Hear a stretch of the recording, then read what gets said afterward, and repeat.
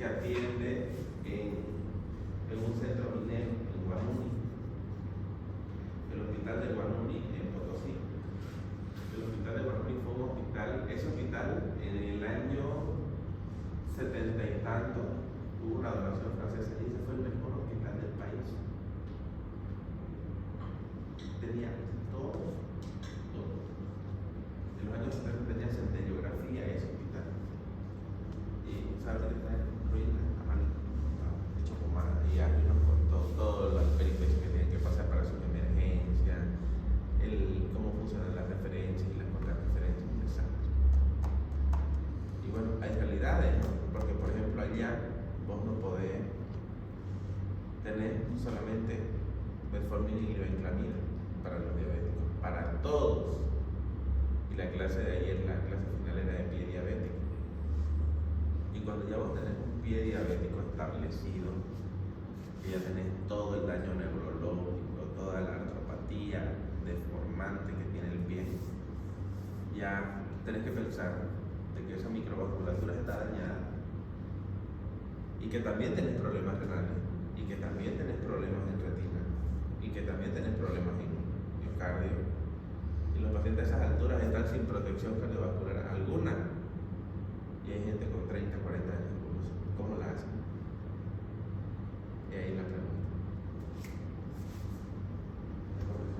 El pobre tiene un Dios aparte. Bueno, vamos a ver dos temas hoy. Buen día para todos ustedes. El tema, uno de ellos es adulto mayor en sala de urgencia. Cuando nosotros hablamos de adulto mayor en sala de urgencia, ¿qué se les viene a la mente a ustedes? Ya, a ver, enfoquémonos: Hospital San Juan de Dios, Hospital Japonés, sala de urgencia, reanimación, pasillos, camillas, gente en el piso. ¿Qué se les viene respecto al adulto mayor? Un adulto mayor experimentando una fase aguda. ¿Cómo está el adulto mayor cuando llega a un pasillo de urgencia? Flaquito. ¿Qué más? ¿Qué más? Deshidratado. ¿Qué más? Perdido. Ya, cuando nosotros nos enfocamos en un adulto mayor en la sala de urgencia, lo primero que vamos a encontrar es una persona con todas sus comorbilidades y sus pluripatologías, con dolor y con confusión mental. ¿Ya? Porque yo puedo recoger al adulto mayor en una ambulancia con una fractura de cadera, subirlo a la ambulancia, en la ambulancia se perdió. En la ambulancia se desorientó, se confundió. ¿Ya? ¿Por qué las fracturas son un gran síndrome en geriatría? Ustedes saben que un síndrome es un conjunto de síntomas que pueden generar varias enfermedades, varias entidades nosológicas, y está como el síndrome coronario agudo, que engloba ¿qué? Todos los tipos de problemas cardiovasculares que tengan que ver con circulación: infarto, angina, arritmia, cardiopatía aterosclerótica, etc. ¿Ya?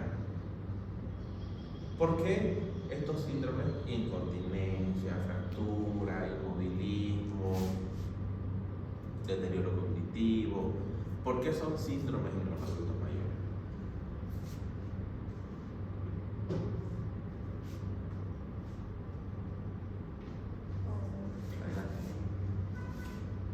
Lo tiene ahí en la boca. Porque muy aparte de la patología que tienen, por ejemplo, la fractura de cadera, se pueden agregar otras cosas como la depresión por la pérdida de la funcionalidad, la autoridad del paciente. Correcto. El punto de partida de una patología, una morbilidad que tiene ese síndrome, desencadena una cascada de otros problemas de salud. ¿Ya? Porque, por ejemplo, la fractura de cadera depresión, fractura de cadera confusión mental, fractura de cadera delirio, fractura de cadera inmovilidad, fractura de cadera incontinencia, fractura de cadera dependencia, fractura de cadera neumonía hipostática. O sea, por eso se llaman grandes síndromes. Antes se llamaban los 7 jinetes del apocalipsis, le llamaban en los años 80. Eran 7 síndromes, 7 grandes síndromes que empezaron a estudiarse. Pues ustedes se dan cuenta, la geriatría es una especialidad que siempre se practicó, pero que se estudió hace poco y es relativamente nueva. ¿Ya? Y es por eso que cada año se van agregando más síndromes. Cuando yo empecé a estudiar geriatría eran 7, después fueron 10, después fueron 12, ahora son 14 y próximamente a mitad de año, después de una reunión anual, van a ser 16. Entonces cada vez son más. Entonces el adulto mayor en sala de urgencia, bomba de tiempo. Bomba de tiempo que en cualquier momento va a reventar. ¿Ya? Pero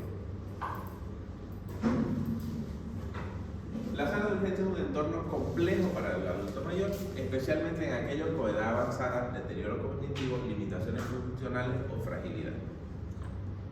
¿Quién es el último en ingresar a sala de medicina interna cuando llega a emergencia?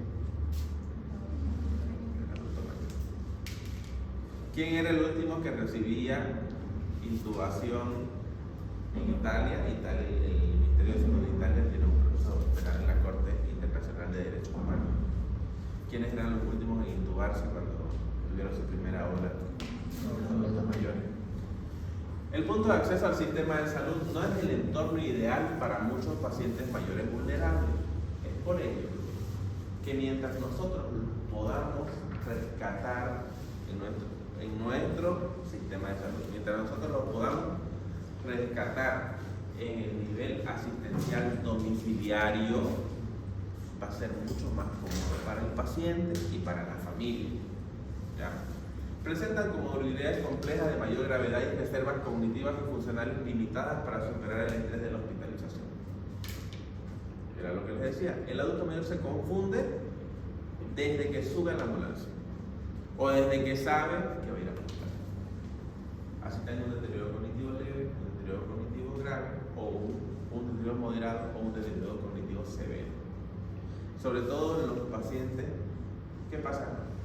Actualmente fui a la Caja Nacional y me tomó por sorpresa que en la Caja Nacional siguen amarrando a los pacientes por orden de un famoso psiquiatra. Siguen fijando a los pacientes en la cama, cosa que ya es una práctica dentro de las buenas prácticas de medicina hospitalaria que ya no se debe realizar, y aún así hay pacientes fijados a la cama. En el Chamba también. Sí. Pero verifico cómo reemplaza el doctor. ¿Cómo? Reemplaza eso? Con medicación. Vos tenés que tratar la agitación del paciente. Pues si no tratas la agitación del paciente, el paciente va a desencadenar otro síndrome geriátrico. Hay pacientes con deterioro cognitivo severo que llegan y se inicia un esquema de sedación con haloperidol, que lo van a ver en la otra clase, un esquema de sedación con haloperidol, y el paciente está tranquilo, está dormido, y es preferible tenerlo en las noches que duerman a tenerlos amarrados. ¿Por qué? Porque el cuadro de delirium no lo vas a superar. Si tenés un cuadro de delirium que debe ser superado en 3 días con tratamiento por una infección urinaria, si lo fijas, el paciente va a tardar una semana o una semana y un poco más en poder superar el cuadro de delirium. ¿Ya? Pacientes que vean amarrado, que vaya al psiquiatra y le diga que vaya a pediatría.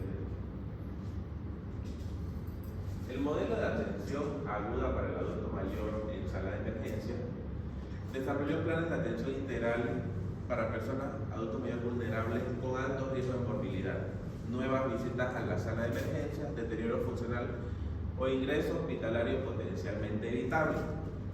Los pacientes se identificaron mediante la prueba de identificación de personas mayores de riesgo, ISAR, seguida de evaluaciones geriátricas para facilitar la evaluación en emergencia. ¿Se hace evaluación geriátrica integral en emergencia? Se hace. Aquí. Ah, no. Aquí no. No, a ver. En el libro, en lo bonito, en lo bien hecho, ¿entiendes? En lo bien hecho, en una sala de ortogeriatría, por ejemplo. Un cuerpo de guardia de ortogeriatría donde llega el paciente fracturado automáticamente, una llamada, vale. Miren, en España el sistema de protección al adulto mayor es tan bien estructurado. Es una llamada a emergencia, contesta el operador de la ambulancia. ¿Ya? Sale el médico con dos paramédicos especialistas en adulto mayor y un camillero especialista en adultos mayores.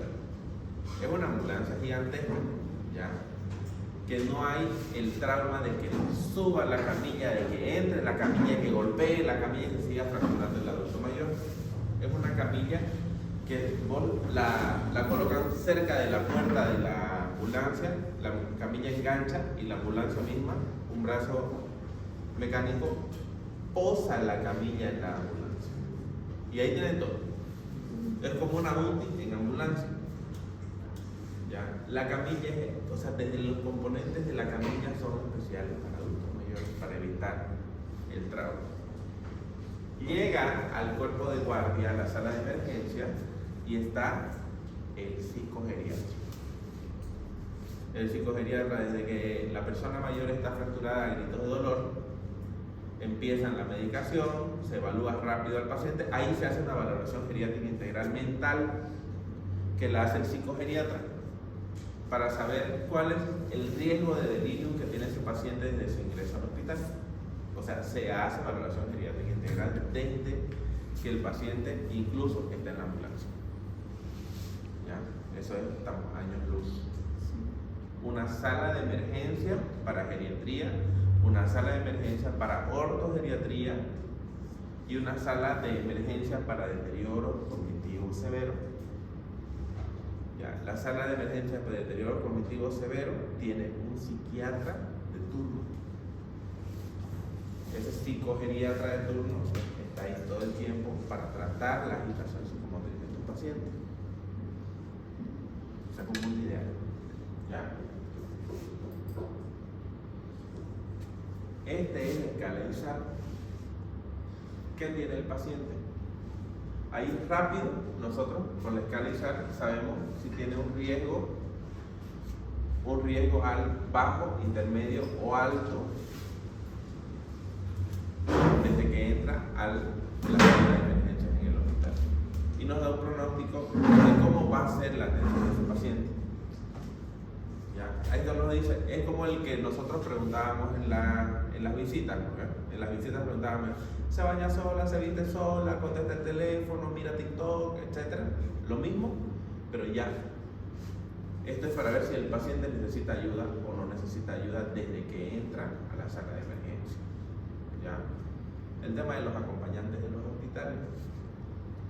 En un mundo ideal no necesitan acompañantes porque el mismo sistema te dota de acompañantes. Los pacientes que necesitan acompañantes permanentes tienen acompañantes permanentes. ¿Ya? En cambio, acá tienes que sacar permiso para poder entrar como acompañante de tu paciente. Y si quieres meter a alguien externo, tienes que presentar el certificado de nacimiento y de matrimonio. Entonces, eso también es importante, saber quién va a acompañar al adulto mayor desde la emergencia. El adulto mayor no debe entrar a la emergencia solo. O sea, netamente cuando hay pérdida de conciencia ya en las salas de reanimación, es que el adulto mayor entra solo, se despega de su cuidador principal, porque existe un soporte. Ese soporte psicológico, ese soporte de apoyo que le da el cuidador principal al adulto mayor, no se lo va a dar nadie en el hospital. ¿Qué es lo que estamos acostumbrados a ver? Que las salas de emergencia son a puerta cerrada. Las salas de emergencia en geriatría en el mundo son a puerta abierta. Entra el cuidador principal, entra con el médico. Esto se hace en presencia del cuidador principal. Si el paciente no tiene cuidador principal, porque sucede, porque son muy funcionales y tienen una caída, por ejemplo, en el baño, tienen una fractura, activan servicio de emergencia, viene el servicio de emergencia, lo recoge. ¿Con quién vive? Vive solo. ¿Por qué vive solo? Por esto, por ejemplo. Todo. ¿Ya? Entonces se hace la escala para saber si el paciente necesita o no necesita. Y esto también te da un pantallazo de cuántas veces promedio el paciente va a volver al hospital. Criterios de alto riesgo: 60 años o más en sala de emergencia. 60 años o más. Ya. 61 ya es alto riesgo. Ya. Priorizar aquellos que serán dados de alta y aquellos que cumplen criterios de alto riesgo. Criterios de alto riesgo: mayor a 4 visitas a sala de emergencias en 6 meses. Así sea porque la adulta mayor vaya porque dice que tiene ardor al orinar. Si tiene más de 4 visitas a la sala de emergencia en 6 meses, ya es alto riesgo. Porque ¿qué tiene esa paciente? Baja inmunidad. ¿Tiene qué? Baja inmunidad. Problema de inmunidad. Vos tenés que pensar si la paciente adulto mayor cognitivamente suficiente está yendo a sala de emergencia porque tiene dolor y ardor al orinar. Tenés que pensar hasta en violencia. Tenés que empezar desde violencia. Las pacientes adultos mayores del sexo femenino son violadas. Son violadas, sufren violencia sexual por personas más jóvenes de las casas. Hay nietos que violan a la abuela. Ya. Tenemos que estar pila en las salas de emergencia de los adultos mayores y saber qué es lo que está sucediendo. Si vuelve 6 veces o más, estudiarla, sacarla del nivel asistencial de la emergencia y empezar a estudiarla. O sea, hacer el continuum asistencial. ¿Ya? Nosotros tuvimos una paciente adulta mayor en la Clínica de las Américas que ella refería dolor al abdominopélvico. Todo negativo. Dice la ginecóloga: bueno, vamos a estudiar, a ver, ginecológico, vamos a hacer una tomografía. ¿Ya? Pero bueno, por pudor, ¿en qué lado de la casa te vas a poner a pensar que a los 83 años va a tener una gonorrea? Ya, tenía una inflamación pélvica, una enfermedad inflamatoria pélvica crónica, agudizada, las trompas estaban al reventar de pus, tenía que tener dolor. ¿Con quién vive? Vive con 2 nietos en la casa, por la casa pasaba todo el mundo, casa abierta prácticamente. Y cuando se activó la defensoría, encontraron de que la viejita era blanco de violencia sexual de los nietos y amigos de los nietos. Y la viejita venía, ya hacía, la adulta mayor venía 5 o 6 veces ya a la emergencia por dolor abdominopélvico. Entonces, ¿qué decís cuando tenés dolor abdominopélvico en un adulto mayor? ¿Qué pensás? Infección urinaria, artrosis de cadera, artrosis de articulaciones de la pelvis, fractura patológica de pelvis. Podés pensar hasta en un CA de recto, pensás en un CA de vejiga, pero no pensás en una ITS a esa edad. Ya, conclusiones del caso: la señora tuvo que ser operada, tuvieron que quitarle hasta los 83 años tener la necesidad de hacer una histerectomía con salpingectomía bilateral, porque la señora iba a hacer un acceso pélvico en cualquier momento. ¿Ya? Entonces, 4 visitas o más en 6 meses, readmisión menor a 30 días y un ISAR mayor a 2, o sea, la escala anterior. Esos son criterios de alto riesgo, de que el paciente hay que estudiarlo.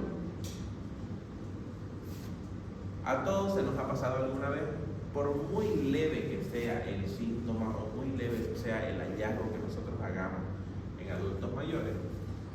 hay algo detrás. Algo está pasando.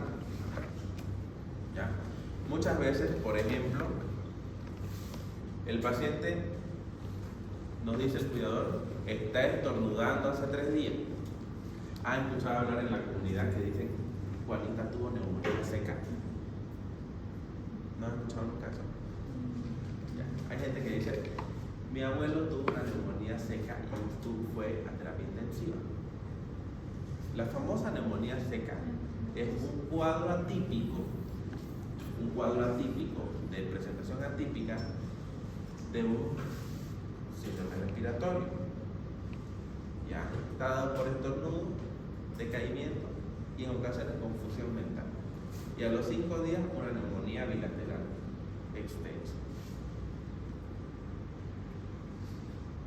Entonces, tenemos que hacer el continuum asistencial a los adultos mayores. Yo lo veo hoy en su domicilio y está bien, pero tengo la sospecha de que hay algo que se está presentando de una forma no usual. Tengo que darle continuidad.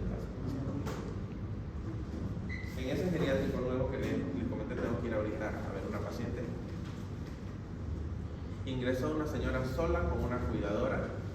Le voy a sacar foto a la tomografía para que vean ese hombre. Se cayó en el baño, asentó con esto, vivía sola, se desarticuló el hombro, tuvo una fractura de cabeza de húmero, 94 años. ¿Ya? 94 años, una fractura de cabeza de húmero, no la pudieron operar. ¿Por qué? Porque la señora, todo bien, muy bien, entró a la clínica para ver el tema de la fractura de hombro, una fibrilación auricular espantosa. La señora manejaba 135, 140 latidos por minuto. Fibrilación auricular con respuesta ventricular rápida. Y está anticoagulada, está con inmovilizador porque no la pudieron operar y ya nos dice que no se va a operar más, etc. ¿Por qué me llamaron? No fue por la fractura, porque ya eso llevaba tiempo y yo no la conocía. Me llaman porque la señora por las noches se quejaba. Me dice la dueña del geriátrico, se está quejando por las noches. Pero a ver cómo es el quejido, mándeme un video por favor. La señora se quejaba como si tuviera dolor y dormía con pañal. Hicimos orocultismo, infección urinaria. 3 días de tratamiento, se quitó el quejido, se quitó el pañal porque la señora no era incontinencia de lo que tenía, era cistitis. Solo por quejido nocturno, porque a alguien le molestaba el quejido nocturno. No era porque la paciente le molestaba, porque vos le preguntabas, ¿siente algo? No siento nada. Ya, entonces, tenemos que hacer siempre el continuum asistencial.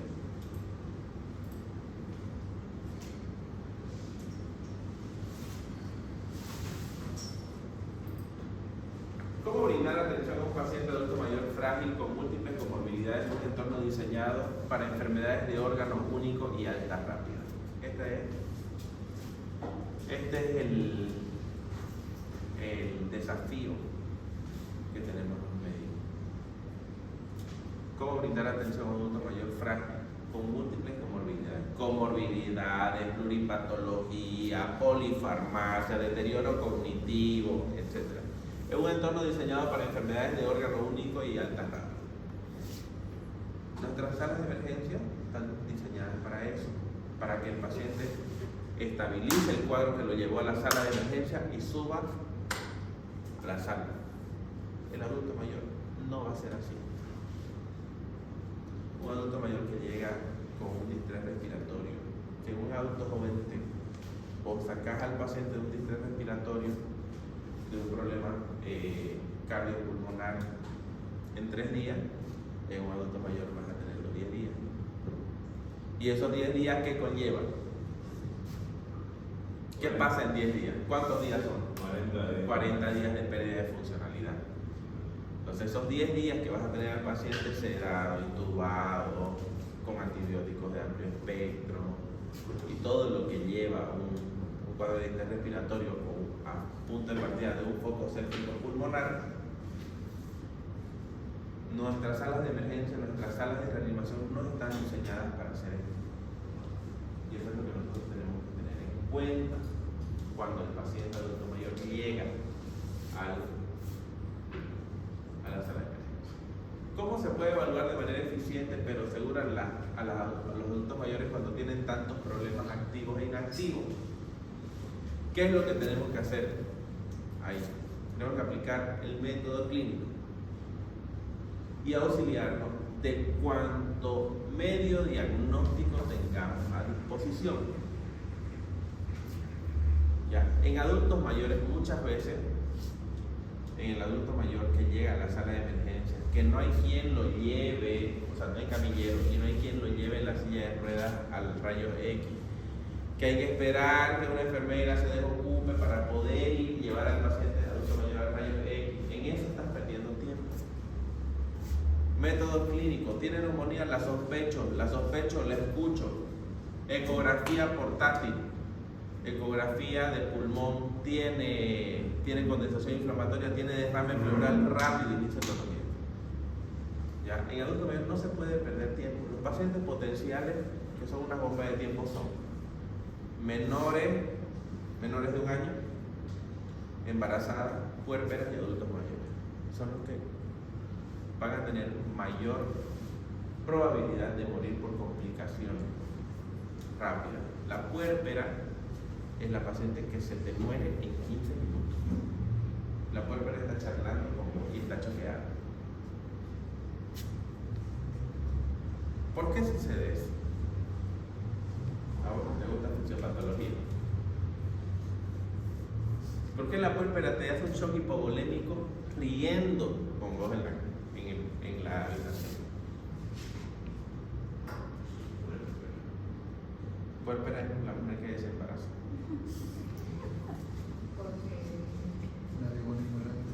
Porque el par sí está con naturaleza liberal diferente.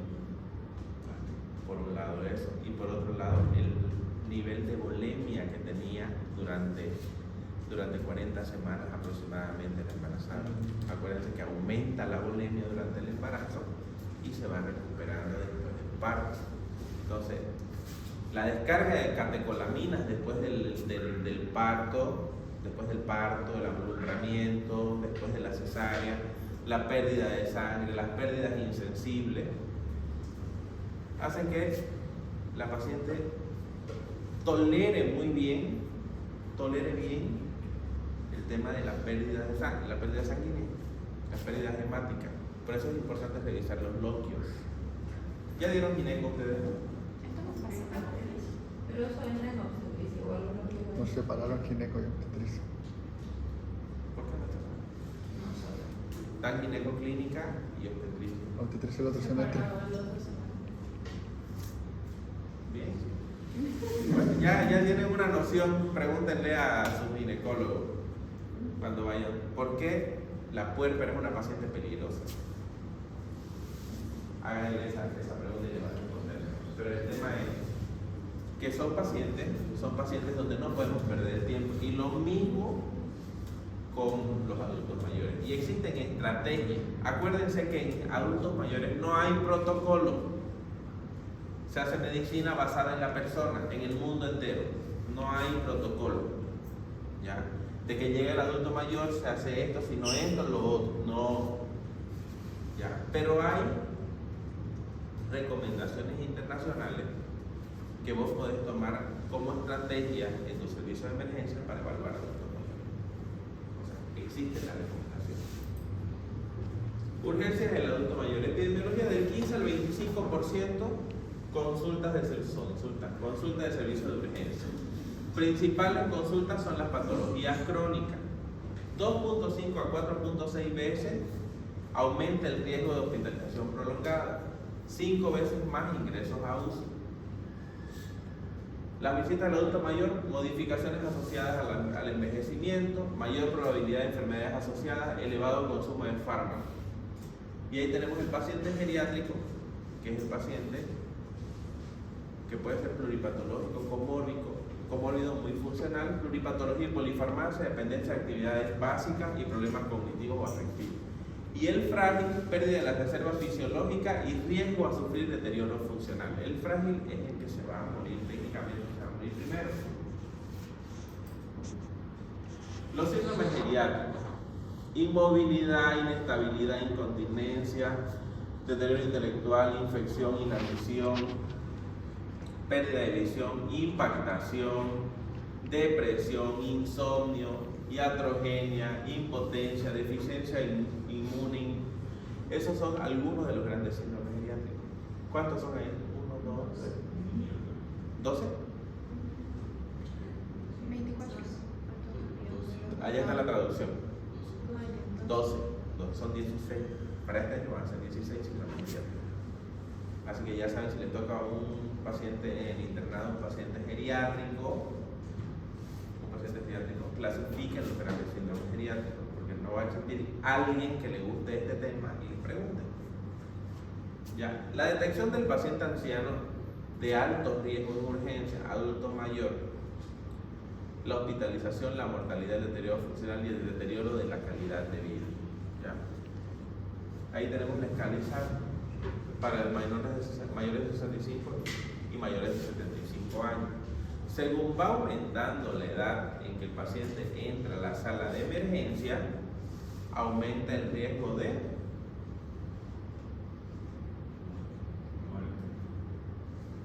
muerte, complicación y muerte. Los pacientes que están con edad más avanzada son los que, por estadística, tienden a complicarse más. Ahora, les pongo un caso clínico. Adulto mayor de 90 años, dependiente con deterioro cognitivo, moderado,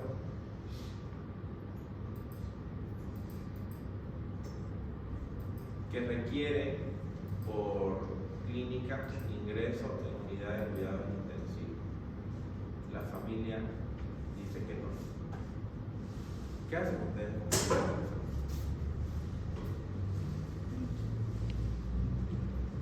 Se dice que no quieren que ingrese, no se le hace que firme un... Siempre cuando vas a ingresar a una unidad cerrada, siempre firmas un consentimiento informado o firmas un desistimiento. En este caso se firma un desistimiento en la historia clínica, pero ese adulto mayor no debe salir a morir a la casa. Debe tener una propuesta de cuidados paliativos elaborada por la institución, que eso lo vamos a ver enseguida. El enfoque integral de los adultos mayores requiere evaluación rutinaria y estandarizada del deterioro cognitivo, presentación atípica de las enfermedades, deterioro funcional, medicamentos utilizados, traumas y lesiones y final de vida. Cuidados paliativos, medicina de fin de vida. Es crucial tener conciencia de síndrome geriátrico, fragilidad, deterioro cognitivo, caídas, delirium, deterioro sensorial y polifarmacia. Estos son los principales. Y esto ustedes lo van a ver cuando entren en el internado, que estén haciendo la parte de emergencia, se van a acordar del delirium. Delirium, no delirio. Delirium. La confusión mental aguda. Que el paciente entra a la sala de emergencia conversando con el médico y en 4 horas el paciente no sabe ni qué se llama ni dónde está.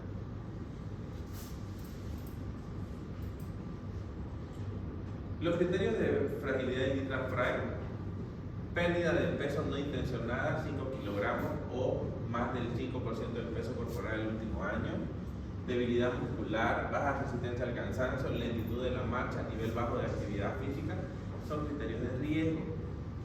En el paciente de riesgo aumenta el número de complicaciones, aumenta el porcentaje de ingreso, la refrecuentación al hospital, el riesgo de institucionalización y el riesgo de muerte al alza. Los motivos de consulta: síntomas generales, problemas digestivos, respiratorios, musculoesqueléticos, reacciones adversas, medicamentos, la polifarmacia, un medicamento para tratar una reacción adversa a otro medicamento o una interacción medicamentosa. Parkinsonismo medicamentoso por metoclopramida tratado con levodopa.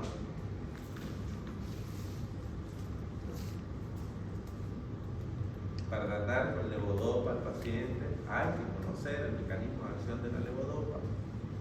El adulto mayor no toma antigripales, no toma descongestionantes y no toma metoclopramida. ¿Ya? No toma metoclopramida el paciente adulto mayor porque tiembla. Y no falta un iluminado que viene y dice que tiene Parkinson. ¿Por qué? Incluso el paciente que está con una reacción adversa a la metoclopramida tiene hasta la marcha en rueda dentada. Y vos lo ves que tiembla y el temblor es cérvico craneal, o sea, tiembla la cara y tiembla el cuello. Busquen en YouTube temblor por metoclopramida y van a ver en niños es horrible. Causas de mayor mortalidad en el adulto mayor: enfermedades del corazón, cáncer cerebrovascular y enfermedades crónicas respiratorias. No nos olvidemos, dentro del cáncer, las leucemias en los adultos mayores. Paciente adulto mayor que viene con nosotros por anemia, no siempre es que el paciente no come bien. Revisemos las cortantes corpusculares, la calidad del eritrocito. Muchas veces se nos están pasando hemogramas que te están diciendo: hola, me estoy deformando, te está diciendo el eritrocito, pero como tiene 12 de hemoglobina y la velocidad de eritrocitación está en 20 y las plaquetas están bien y los leucos están en 5, todo está bien, pero las constantes corpusculares están alteradísimas y ya ahí algo está pasando en el eritrocito, que no está fijando la cantidad de hierro que tiene que fijar. Conteo del eritrocito. Tengo que ver cómo están las células jóvenes. ¿Ya? El mieloma múltiple es frecuente en los adultos mayores. Es un tipo de cáncer, el mieloma múltiple. Y el paciente se muere porque se fractura caminando. ¿Ya? Entonces tenemos que tomar en cuenta esos pequeños datos. La valoración médica: compleja, anamnesis, exploración física minuciosa, evaluar comorbilidad previa, polifarmacia y riesgo de reacciones adversas. Índice de Charlson. Índice de Charlson para saber cuáles son las enfermedades que tiene el paciente. Valoración funcional: deterioro funcional al ingreso a la hospitalización, asociado con mortalidad, discapacidad y necesidad de institucionalización. La situación funcional: índice del auto y el índice de Bartel, que ahí están las actividades de la vida diaria, básicas e instrumentales. O sea, se hace valoración geriátrica integral. ¿Cuántos instrumentos ya vimos? ¿Cuántos instrumentos ya vimos? 25. La escala, por un lado, estamos viendo también índice de Charlson, Bartel, los criterios de Lita-Frey, que también son parte de la evaluación geriátrica integral. Vieron que en un ratito nosotros hacemos valoración geriátrica integral, pero no sabemos cómo se llama, no le ponemos nombre y utilizamos inconscientemente las herramientas, pero no las plasmamos en historia clínica. Los modelos de historia clínica digital de geriatría que vienen en los software ya vienen por todo. Solamente hacer las preguntas en la tabla, vas metiendo los datos y ya te calcula todo. Todo, el riesgo de dependencia, el riesgo de mortalidad, el riesgo de comunicaciones, todo. La valoración mental, la valoración social, eso también es importante. La valoración social es importante por el tema de quién va a cuidar al adulto mayor. La escala de ISAR y la escala de Frey, miren cómo ese sistema de historia clínica automáticamente te dice si es frágil o no es frágil el paciente cuando introducen los datos. ¿Ya? Entonces, en conclusión, la información que vamos a obtener va a servirnos para tomar decisiones que sean aplicables al paciente. Valorar siempre la posible iatrogenia de las pruebas. Existe posibilidad terapéutica de la patología buscada en la función de la situación funcional y mental, y hay que evitar el encarnizamiento, tanto diagnóstico como terapéutico. ¿Qué era el encarnizamiento?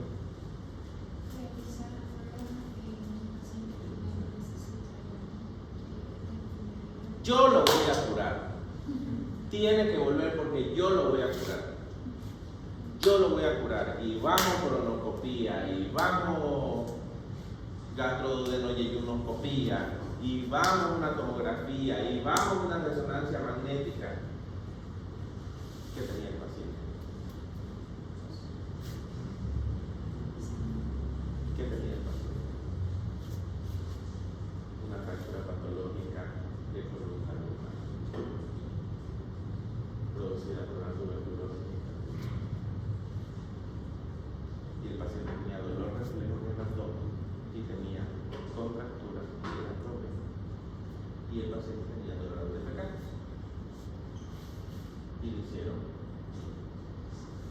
gastroduodenocolonoscopía, colonoscopía, tomografía abdominal. Y alguien le dijo, muévalo por favor hacia adelante y hacia atrás, y se lo quitó.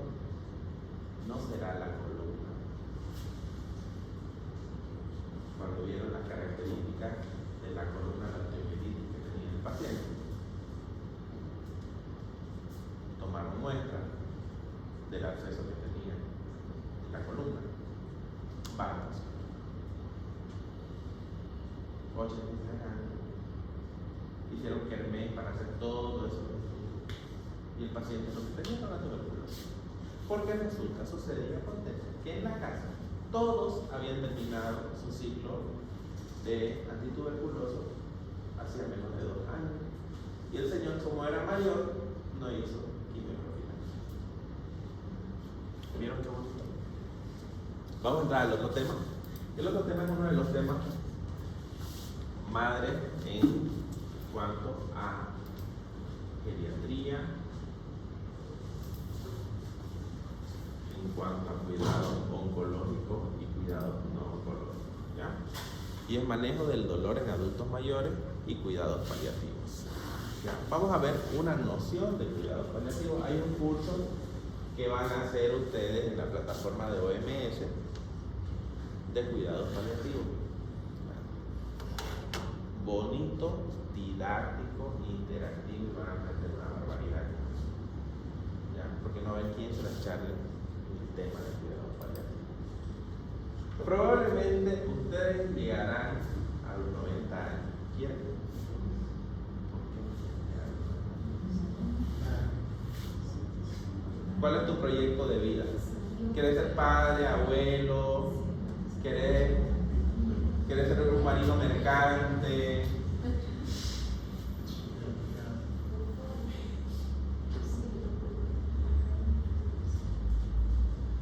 ¿Quieren llegar a los 90 años? No. ¿Por qué no quieren llegar a los 90 años? ¿Sí? ¿Por qué Camila quiere llegar a los 90 años? Para conocer a mis nietos, disfrutar a mi familia, sin tener la necesidad de trabajar. Sin tener la necesidad de que trabaje, dependencia económica. Ya va a ser un adulto mayor frágil, ¿ves? No, voy a recibir mi jubilación. ¿En qué país? Para poder vivir más o menos dignamente. Bueno. ¿Por qué esa pregunta de si quisieras llegar a los 90 años? Porque para llegar a los 90 años nosotros tenemos que tener, o sea, el sistema nos debe proveer de herramientas para que lleguemos a los 90 años jugando tenis, para que lleguemos a los 90 años caminando por las calles, manejando bicicleta o haciendo ejercicio, como les he mandado los videos. El entorno saludable provee una vejez con calidad de vida y con dignidad. Ese es uno de los grandes objetivos que tiene la geriatría preventiva, que el adulto mayor llegue lo más funcional posible al final de su vida. Ahora, ¿qué función tienen los cuidados paliativos en geriatría? Abordar los cuidados paliativos en geriatría significa reconocer tempranamente cuando nuestro paciente está ante una enfermedad terminal oncológica o no oncológica y hacer uso de las herramientas disponibles de identificación y esquemas de trabajo. Vieron que no son protocolos, son esquemas de trabajo. ¿Qué quiere decir esto? Yo me tengo que nutrir de todo lo que yo tengo.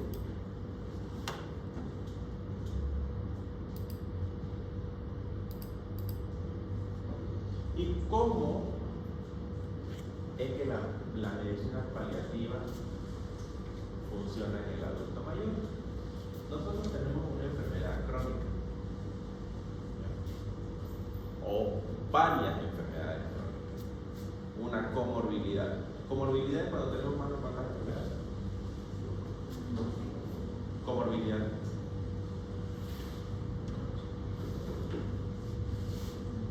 Y pluripatología.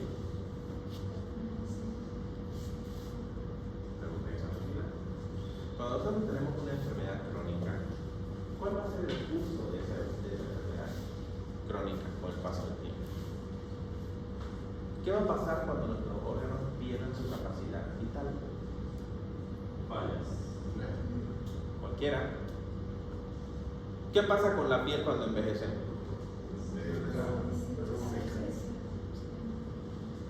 Se atrofia. La piel para nosotros no se vuelve delgada. Si la piel se atrofia, para la vecina se le está delgadita su piel como una telita de cebolla. Para la vecina. Para nosotros, la piel se atrofia, se dilata, pierde turgencia, pierde capacidad de protección porque no produce sebo, pierde la función de las glándulas sudoríparas. Estamos en la piel, pelo. ¿Qué pasa con el pelo?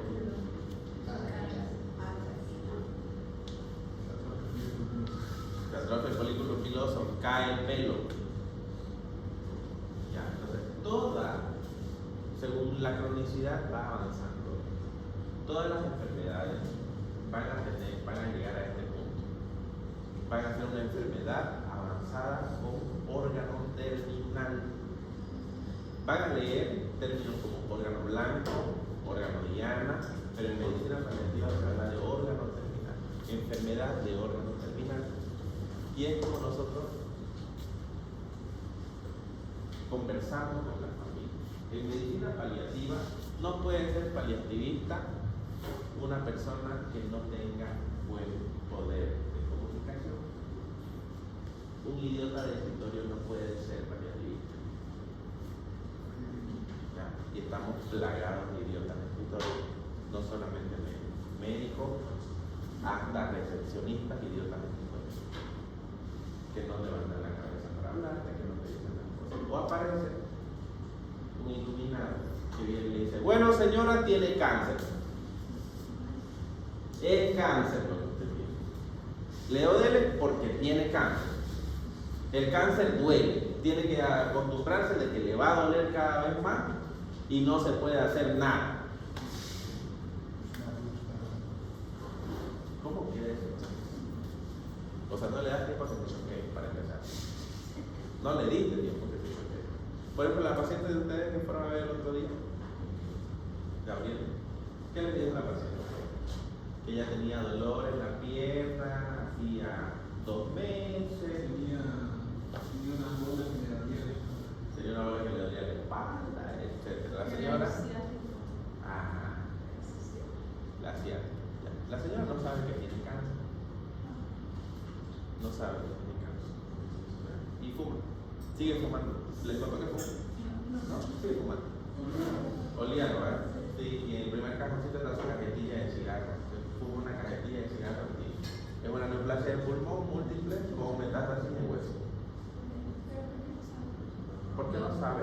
¿Quién decidió no decir familiar? Yo. ¿Usted? ¿Puedo hacer eso? Yo soy su familiar. Yo soy su familiar, soy su médico de asistencia desde que yo me gradué de la universidad. ¿Ya?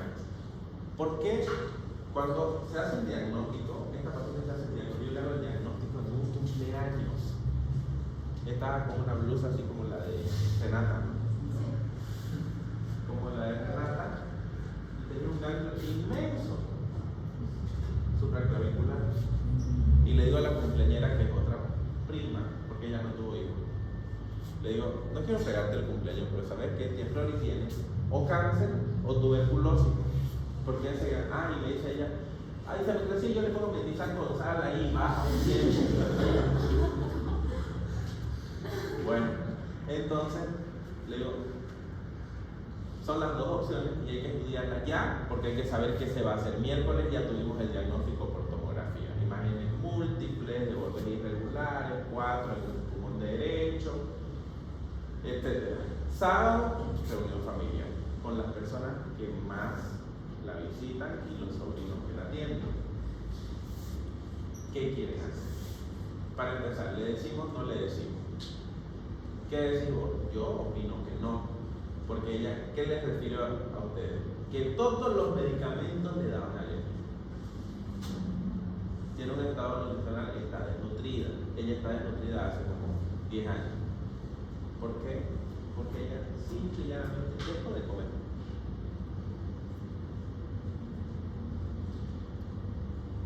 Con esa experiencia de base, nosotros podemos sugerir si el paciente sabe o no sabe su diagnóstico.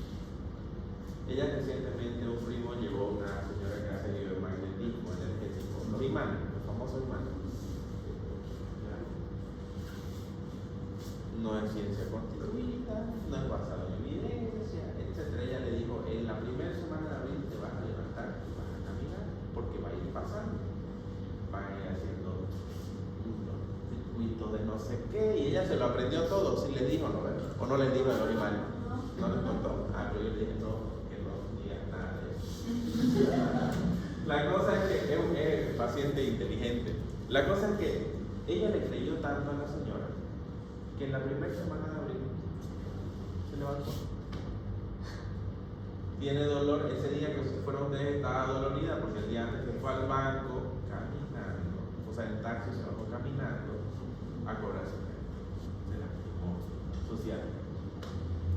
Entonces, las enfermedades, ella tiene una enfermedad pulmonar obstructiva crónica, una EPOC, fumadora, desde los 7 años fuma la señora. ¿Quién la ha echado? Sí, así en los campos. 7, 8 años ya de monos empezaban a fumar. Porque los grandes fumaban y hacían sus cigarritos, sus emponchados que les llaman. Y fumaban de mono y así empezaron a tener adicción al tabaco. Esa enfermedad crónica se volvió una enfermedad avanzada en algún momento de la evolución de la historia natural de la enfermedad. Y esa enfermedad avanzada, asociada a todo el proceso de envejecer, a toda la inmunosenescencia, a todos los cambios que existen en el organismo de la persona mayor, nos va a llevar en algún momento a un final de vida. Y era lo que yo les hablaba. La persona tiene que vivir bien, pero tiene que morir mejor. La persona tiene que morir bien. Y los cuidados paliativos están enfocados en el bien morir.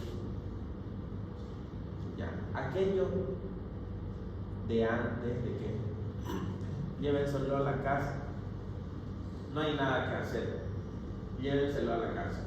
Bueno, en el mundo, en un mundo ideal, existen salas de cuidados paliativos donde vos podés internar a tu paciente para hacer los cuidados de fin de vida.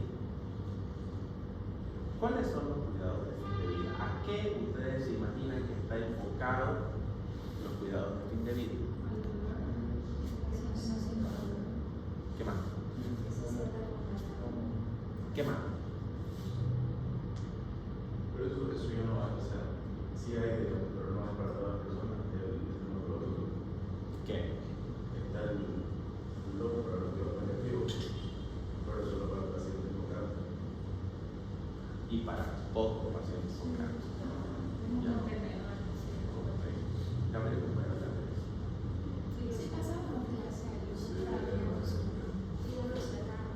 Lo cerraron. Sí, otra sala.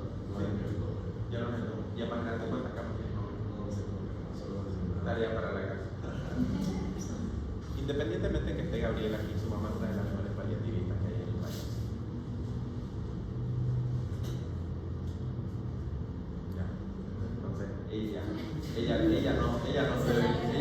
ella no debería haber estado aquí dando esta clase. Pero el cuidado paliativo, el acompañamiento es fundamental. Nosotros tenemos que ver al paciente como un ser humano. ¿A qué se va a abocar la evolución de la medicina paliativa? Uno, tratar los síntomas que aparezcan en el paciente. Si el paciente tiene dolor, tratamos el dolor. Si el paciente tiene náusea, tratamos la náusea. Si el paciente tiene vómitos, tratamos los vómitos. Si el paciente deja de comer, buscamos estrategias para que el paciente se alimente. Por ejemplo, las enfermedades, el cáncer de tubo digestivo superior. Hay pacientes que no tienen esófago. Hay pacientes con cáncer de lengua que prácticamente tienen metástasis en maxilar, que prácticamente queda clausurada la boca. Ya es un paciente que no puede comer.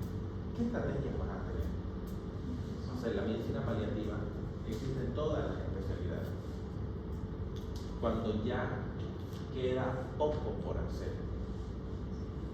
¿Ya? Muchas veces dicen, lo desahuciaron y lo mandaron para la casa. Y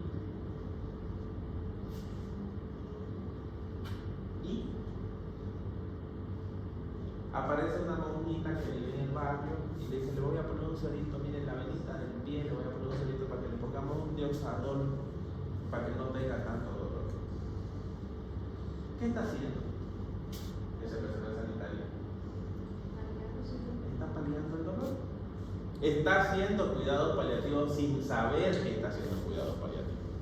Y los cuidados paliativos no solamente son para cáncer, son para todas las enfermedades avanzadas, crónicas, que pasan a ser una enfermedad avanzada y que llevan al final de la vida del paciente. Los cuidados paliativos que son más difíciles son los del paciente cardíaco, porque el paciente conscientemente se está muriendo y va a llegar un momento en que el paciente va a perder la conciencia. ¿Y el paciente cardíaco tiene dolor o no tiene dolor?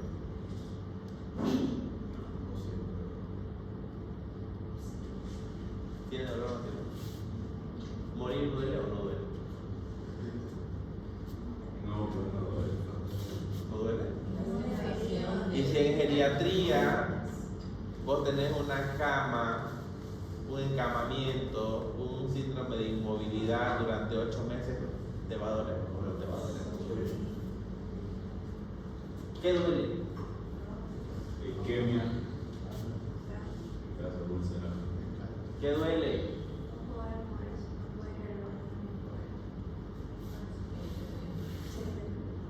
¿Qué duele? Perder la funcionalidad. Claro, perder la funcionalidad duele, o sea, es un dolor emocional, pero físico. ¿Qué duele? La atrofia de las articulaciones, la quilosis de las articulaciones. Han visto que el paciente se acuesta normal en el lecho, tiene un decúbito supino, prono, lateral, cuando empieza el inmovilismo y al final ¿cómo termina? ¿Cómo termina? Eso nosotros también en medicina paliativa tenemos que trabajarlo. Si el paciente está con un síndrome de inmovilidad, con un inmovilismo, ¿quién tiene que entrar al cuidado paliativo? El fisioterapeuta, porque el fisioterapeuta, ¿qué es lo que me va a mantener? La movilidad de las articulaciones, la movilización. La movilización es importante para el drenaje de secreciones. ¿Ya? Entonces, medicina paliativa, medicina de final de vida. Los cuidados paliativos son dinámicos, son flexibles, son cambiantes, no dicotómicos. La continuidad de cuidado siempre adecuada a las necesidades del paciente y la familia. ¿Ya? Son dinámicos porque hoy día yo tengo un paciente con un estado de conciencia que está lúcido, tiene un cuadro doloroso intenso por la noche, decidimos subir la escala analgésica a morfina y mañana el paciente no nos gustó.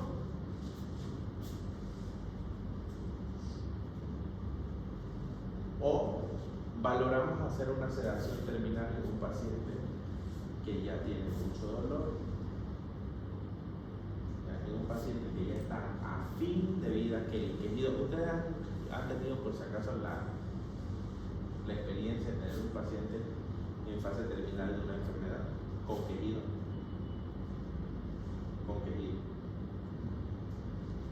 ¿Han escuchado esa palabra? El paciente dice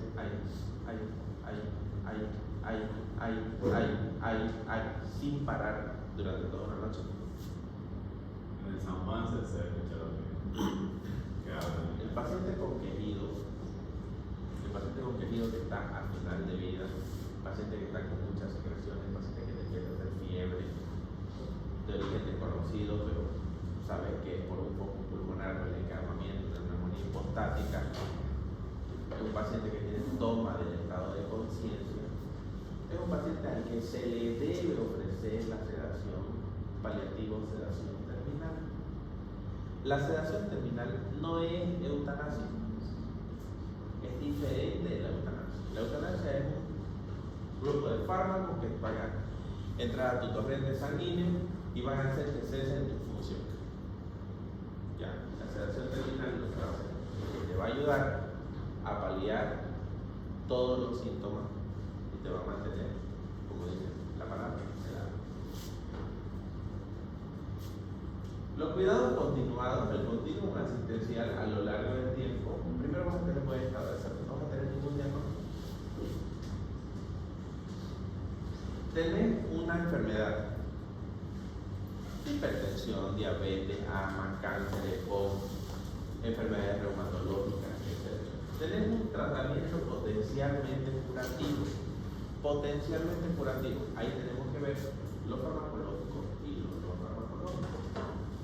Va a llegar un momento en que el tratamiento no va a ser suficiente y vas a tener un órgano terminal. Y ahí es donde va a entrar el tratamiento potencialmente paliativo, hasta que llegue tus últimos días por la agonía. Yo creo que pasa, por ejemplo, en el cuidado paliativo y hay que desfibrilarlo. ¿Se aplica o se lo deja? A ver. Una de las recomendaciones cuando haces medicina paliativa es que no utilizas maniobras de resucitación cardiopulmonar avanzada. No lo haces. A menos que tengas un paciente en cuidados paliativos, un paciente cardíaco que está esperando un trasplante y te hace una arritmia potencialmente mortal y estás esperando que llegue el órgano, ya pues ahí lo desfibrilas. Pero si ya lo tenés en casa, lo tenés en agonía al paciente, 10 días de inanición, que solamente está consumiendo 10 ml de agua cada hora, paró y ahí se quedó. Muchas veces vienen los familiares ya, lo que hacen es show. Que los que nunca van aparecen el último día a sacudir a la persona que ya se funciona. Entonces, cuando el paciente en cuidados paliativos ya cesan sus funciones vitales, no hay tubulación, usted diagnostica una muerte clínica, el paciente murió. ¿Ya? ¿Cuáles son los principios que nos dice la OMS que tienen los cuidados paliativos? Atención a pacientes con enfermedades potencialmente mortales y a sus familias. El médico paliativista no solamente atiende al paciente, el médico paliativista atiende al paciente y al entorno. Renata, hipotético. La mamá de Renata, que Dios no lo quiera, que suceda ahora, que suceda aquí 50 años. La mamá de Renata es diagnosticada con un cáncer. ¿Ya? Inicia tratamiento, tiene un tratamiento potencialmente curativo, pero en 10 años recae con metástasis. Renata es médico. Ya, pero bueno, ¿qué quiere ser? Médico. ¿Qué quiere ser? Médico general, tiene que decir con orgullo, va a ser médico general cuando se gradúe. Renata es médico, de cuidado paliativo sabe muy poco. Ya, ahora se va a acordar de esta clase, pero bueno, sabe poco de cuidado paliativo porque es paliativista. De oncología, ¿qué saben ustedes? Siguiente semestre ya vamos a ver. Lo mismo saben los médicos generales de oncología. Nada. Ya, entonces. A Renata viene el oncólogo y le dice: doctora, con su mamá hay poco o nada. Le recomiendo vaya a hacerse capacitar en terapia del dolor para que vamos escalonadamente manejando la escala energética a su mamá. Donde la lleve no va a haber nada. ¿Ya? Entonces yo le sugiero que la lleve para la casa. ¿Qué hace Renata? ¿Cómo llega Renata a la casa? ¿Cómo llega? ¿Cómo llega? Choqueada por la noticia de que ella está viendo el curso evolutivo de la enfermedad de su mamá, pero nadie está preparado para la partida de un ser querido como su padre. ¿Ya? Ella no es médico. ¿Cuál es la función del paliativista? El paliativista, la primera consulta que hace en domicilio, evalúa al paciente, las condiciones clínicas del paciente y las condiciones del entorno. ¿Quiénes son los cuidadores? ¿Cuáles son los familiares que están más presentes ahí? Y hace una pequeña reunión. Y a la persona que está más afectada, que generalmente es el cuidador principal, le brinda soporte. Por eso dice: puede prestarse en casa, en centros de salud, hospitales y centros de enfermos terminales. Mejoran la calidad de vida. Son beneficiosos para los sistemas de salud porque reducen las hospitalizaciones innecesarias, alivian el sufrimiento físico, psicosocial y espiritual. Por eso te digo, el paliativista no puede ser un idiota de escritorio. Tiene que ser una persona que llegue a la casa a transmitirle paz.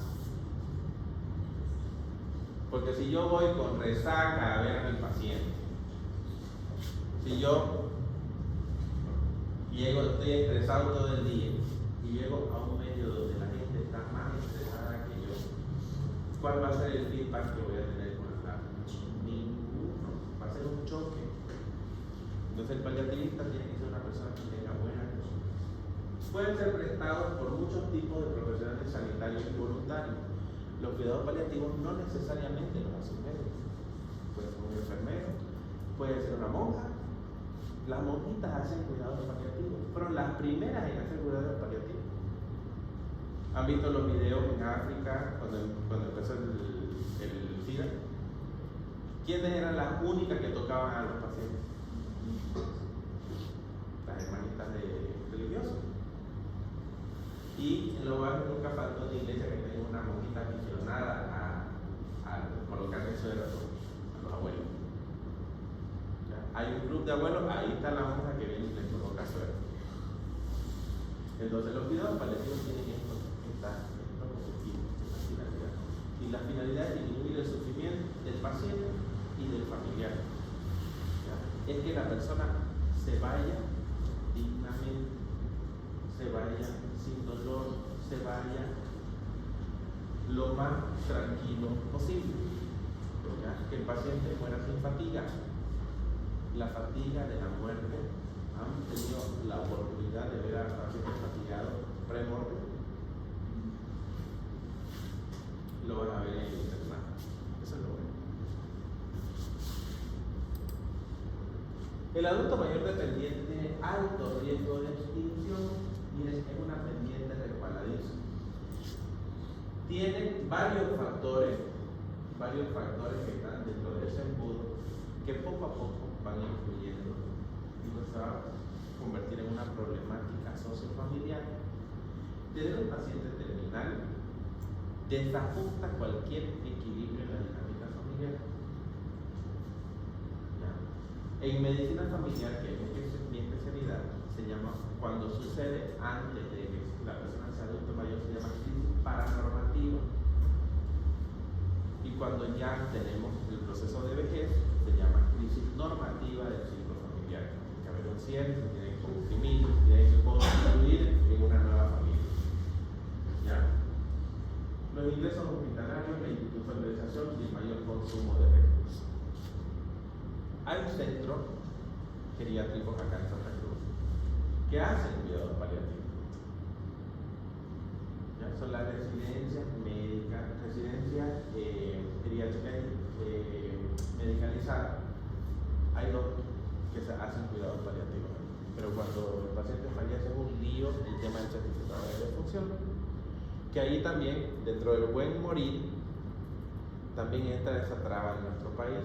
A pesar de que ahora ya hay un sistema en línea que puedes hacerlo desde tu teléfono, el certificado de defunción. La importancia del control de los síntomas. Uno de los pilares más importantes de los cuidados paliativos es el alivio de los síntomas, logrando calmar el sufrimiento. Ahí podemos ver en un estudio el porcentaje de los síntomas más frecuentes, que está la limitación de la actividad, la fatiga, el disconfort físico, la polipnea, el dolor, la ansiedad, problemas con el apetito, la depresión, las náuseas, la pérdida de peso. Estos son los síntomas que nosotros podemos ir tratando en el paciente. No hay nada que hacer y yo no voy a hacer nada.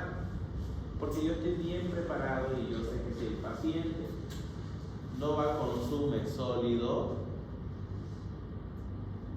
tengo las herramientas para educar a la familia en que puedan preparar el alimento de otra forma.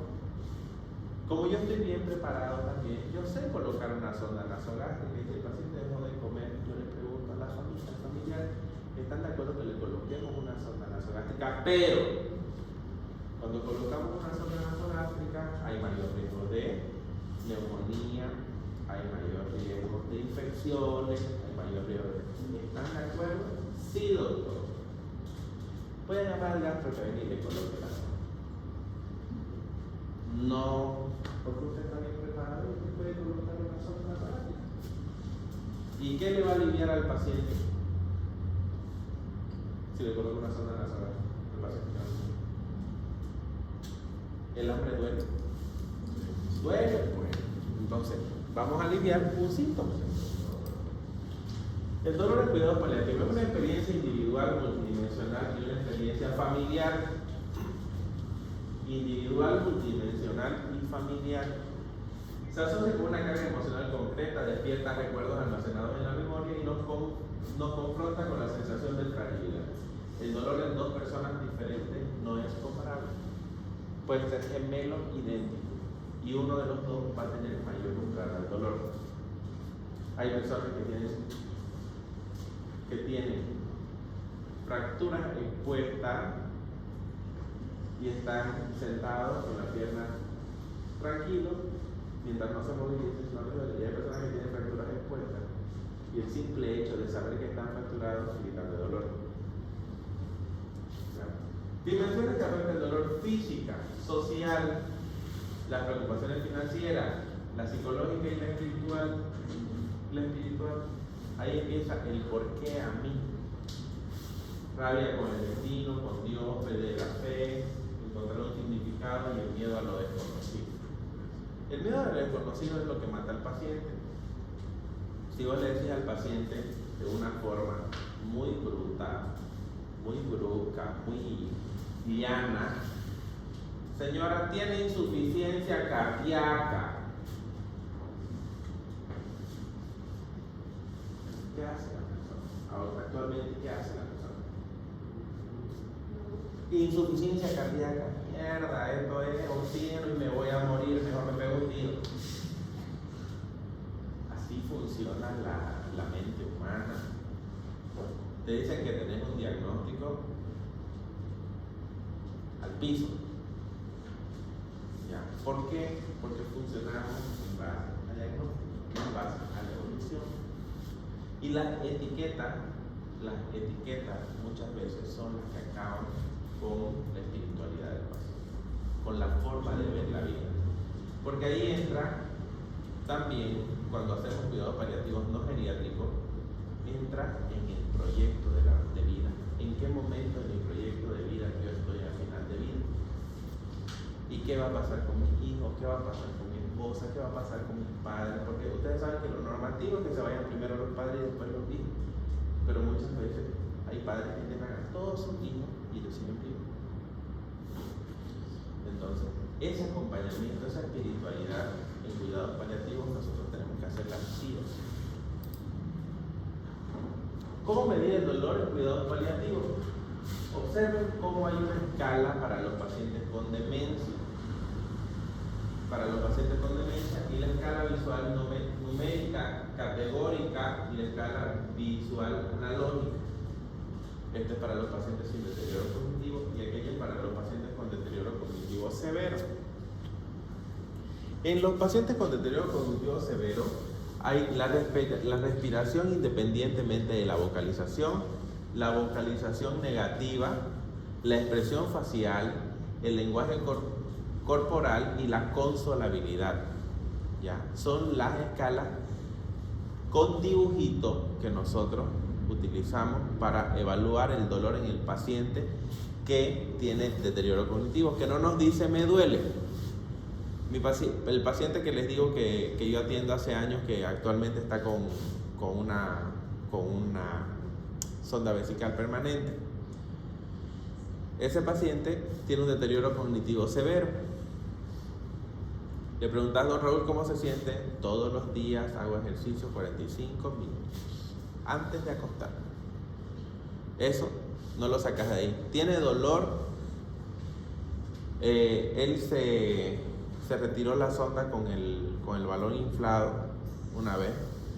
Hizo un trauma en uretra, tuvo que entrar a hacer una cauterización el urólogo, etc. Pero él no sentía dolor. Según él no sentía dolor, pero la expresión facial que tenía, subió la tensión arterial, subió la frecuencia cardíaca, estaba rubicundo, se lo veía molesto. ¿Don Raúl tiene dolor? No. ¿Cómo siente Raúl? Yo hago 45 minutos, ejercicio 45 minutos, ya. Entonces, por la escala de PAINAT, nosotros pudimos observar que el paciente tenía dolor, ¿ya? Entonces, la escala visual numérica, ¿cuánto le duele? Del 1 al 10, ¿cuánto le duele? 7, 8, 1. Dolor, doctor, pero sabe que el dolor es tan inmenso que tengo 1 de dolor. Del 1 al 10, ¿cuánto le duele? 1. ¿Qué tenés que sospechar? ¿Cómo? Delirio. Delirio. Sospecha el delirio. En el paciente que ustedes lo ven que tiene algo que le está produciendo dolor y el paciente se confunde en la valoración numérica, en la escala numérica, está en delirio en el paciente por dolor. Dice, a mi tía se fracturó, la operaron, pero lo bueno fue que en el hospital ella se perdió, no se acuerda de nada hasta que llegamos a la casa. Lo bueno, la gente dice, lo bueno fue que se perdió. No, el caso no es bueno. Nunca va a ser bueno un delirio, porque un delirio va a ir dejando secuelas, y va a llegar el paciente a un deterioro cognitivo grave o severo. Ya, el paciente que tiene delirio en repetición se desmemoria, decían los médicos.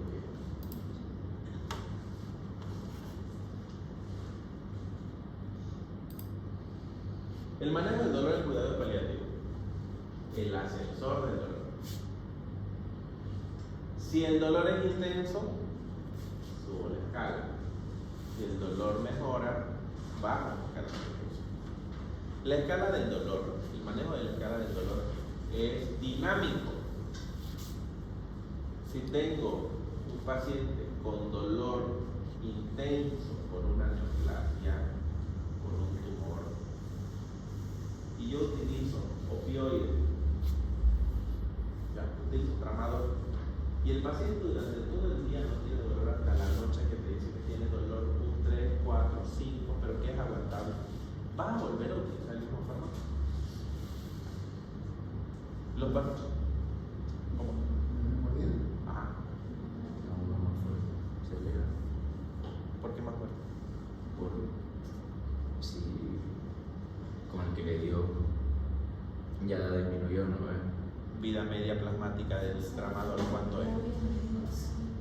Tenés que saber farmacología para manejar el dolor, tenés que saber cuánto duran los medicamentos.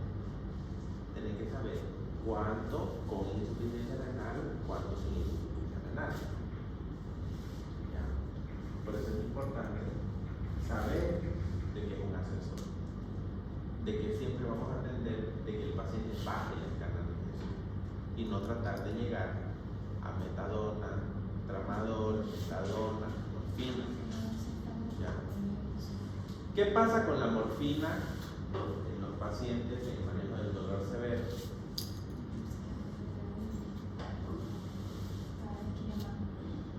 ¿Qué hacen los opioides? ¿Cómo funcionan los opioides en el sistema nervioso central? Con la el sistema nervioso central generan dependencia. ¿Por qué? Porque generan liberación de dopamina. La dopamina es adictiva. Esa sensación de bienestar que producen esos medicamentos hace que el paciente tenga esa sensación de sedación.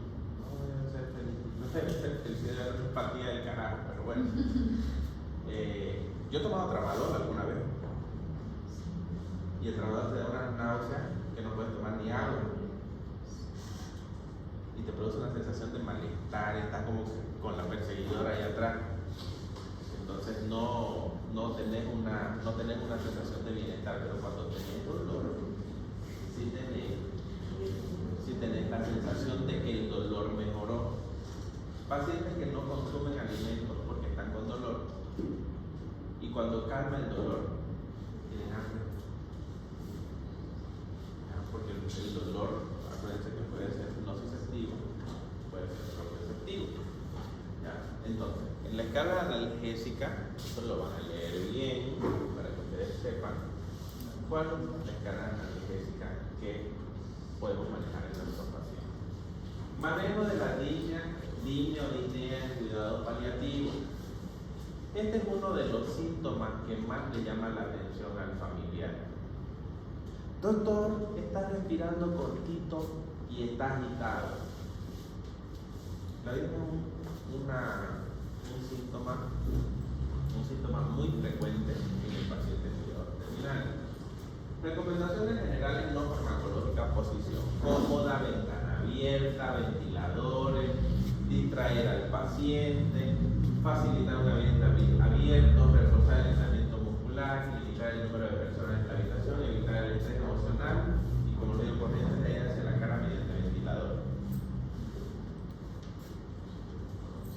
Así lo dice el libro de cuidado paliativo. Opioides, en disnea leve. En disnea severa, morfina, benzodiazepina, midazolam.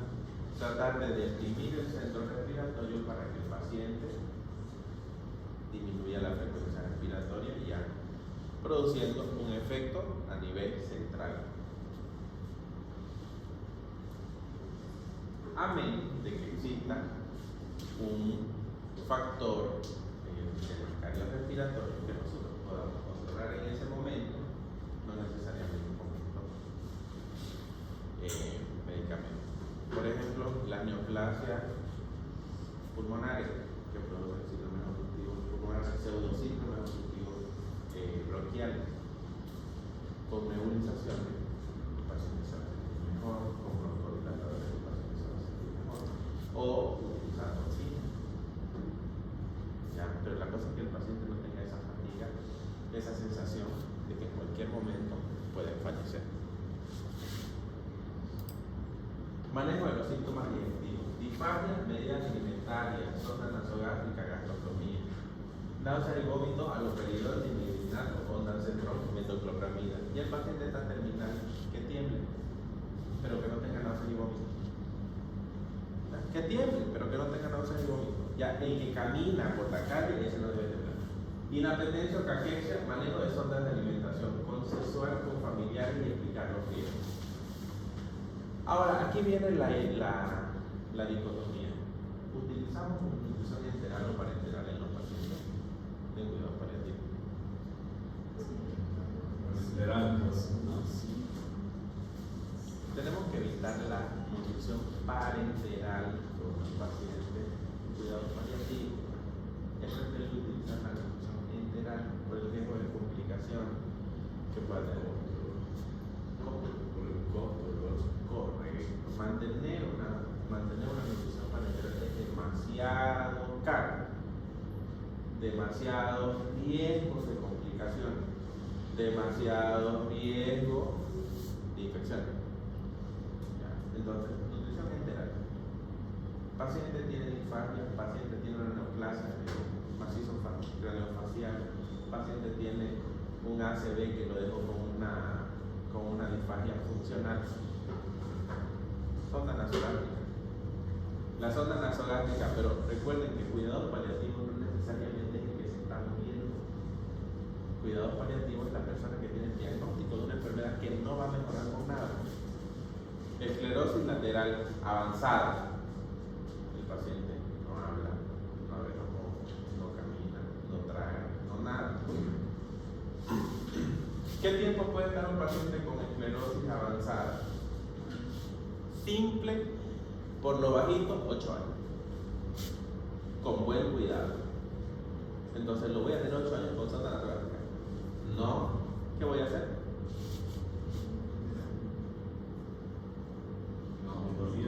Una gastrotomía. Coloco un botón ahí, atiendo el botón, manejo bien la sonda, no va a haber ningún problema. ¿Ya? Pero esto cuesta. Los cuidados paliativos son caros. Son caros para el paciente. ¿Ya? Son caros para el paciente porque todo esto cuesta. Y todo suma. Y en cuidados paliativos todo suma sin devolución. Manejo de la constipación en cuidados paliativos. El intestino es uno de los órganos que más debemos cuidar en el paciente en cuidados paliativos. Los opioides,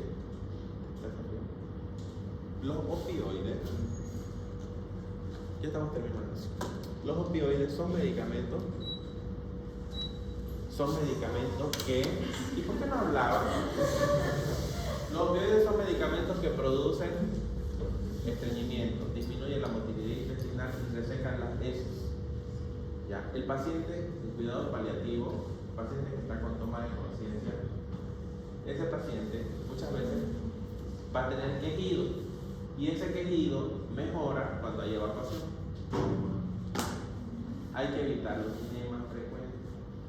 Los enemas producen irritación de la mucosa gástrica. Hay que evitar los supositorios. No se debe colocar supositorios en los pacientes que están encamados, los pacientes que están con inmovilismo. ¿Por qué? Porque quedan en el recto y no producen lubricación para que la materia fecal salga. ¿Qué tipo de laxantes se utilizan? Laxantes osmóticos, laxantes emolientes o ablandadores de heces y laxantes estimulantes. Pero no debe faltar en la dieta la fibra y no debe faltar el líquido. El paciente tiene que tomar líquidos para que el intestino funcione. Entonces el intestino es fundamental mantenerlo. Muchas veces pacientes encamados con pólvulos de lisifón, pacientes encamados con trombosis mesentérica, pacientes encamados con una torsión completa del intestino. Y eso es al otro barrio. ¿Ya? El paciente fallece, es un paciente en cuidados paliativos. ¿Quién lo va a operar al paciente en cuidados paliativos? Nadie. Yo sí conozco quién lo hace, pero bueno, hay un par de personas que se dedica a eso. Se va a morir, pero no se va a morir ahorita. Entonces eso es lo que tenemos que evitar, ese encarnizamiento en los pacientes. Entonces con medidas preventivas, ya ven cómo con medidas preventivas fácil podemos evitar complicaciones. Manejo de los síntomas neurológicos en cuidados paliativos. Insomnio terminal. ¿Por qué el paciente no duerme? Cuando le dicen, Renata, usted tiene tal cosa. ¿Por qué no duerme? depresión, tiene miedo, tiene pérdida de la fe, tiene todo eso y está pensando qué va a hacer de su vida.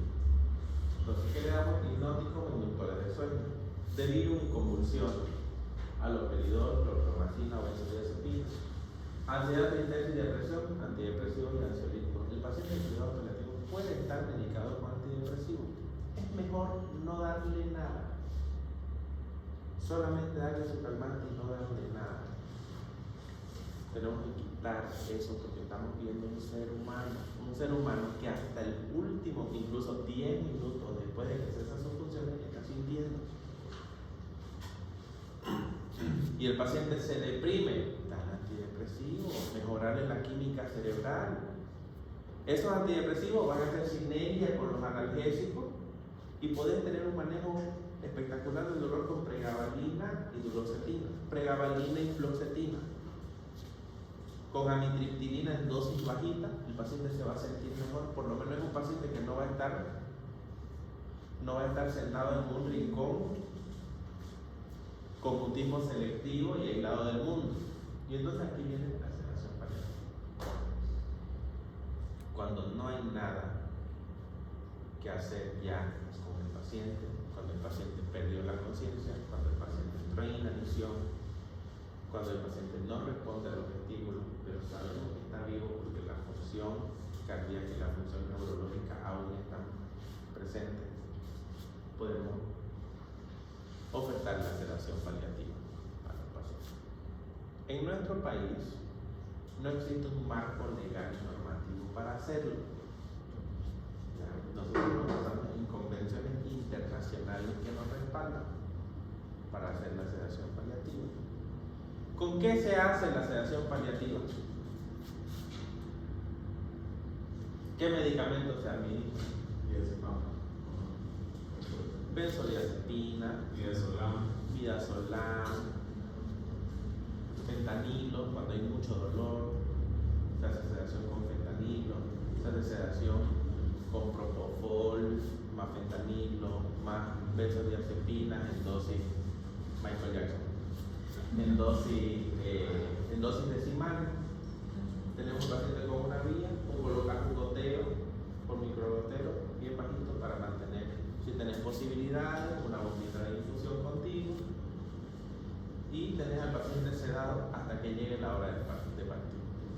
¿Ya? Entonces la sedación paliativa no es eutanasia y no es matar a la gente, porque una vez hubo alguien que dijo, los pediatras matan a la gente cuando los duermen. ¿Por qué? Porque está mal la comunicación. Lo vamos a dormir para que no sienta. No, lo vamos a sedar para que estén tranquilos todos. Hasta que llegue el momento inevitable de la partida del ser. Por eso les digo, es importante la comunicación, el feedback que nosotros podamos tener con la familia. Y el manejo de la espiritualidad en el cuidado paliativo. Hay algo importante aquí que se llama la escucha atenta. La escucha atenta y compasiva por parte de los médicos de sus pacientes es esencial, no solo porque mejora la percepción de las necesidades de los pacientes, sino porque por su potencial terapéutico. Dado que los enfermos se experimentan acompañados, tenidos en cuenta, respetados en su dignidad y reciben luces sobre el sentido y significado de su existencia, lo cual propicia mayor alivio, consuelo y aumento en la velocidad de la recuperación. Entonces, no solamente usted tiene, sino usted tiene, pero vamos a hacer algo porque usted es mejor, porque se sienta mejor, porque tenga calidad de vida hasta el fin de su vida. ¿Ya? Y con esto hemos terminado el día. A leer el cuidado paliativo, porque es un tema amplio y es un tema que todos los días va cambiando. Cada vez hay más cosas. Cuando yo choqué con cuidado paliativo en la especialidad se hacía la mitad de las cosas que se hacen ahora. Y eso hace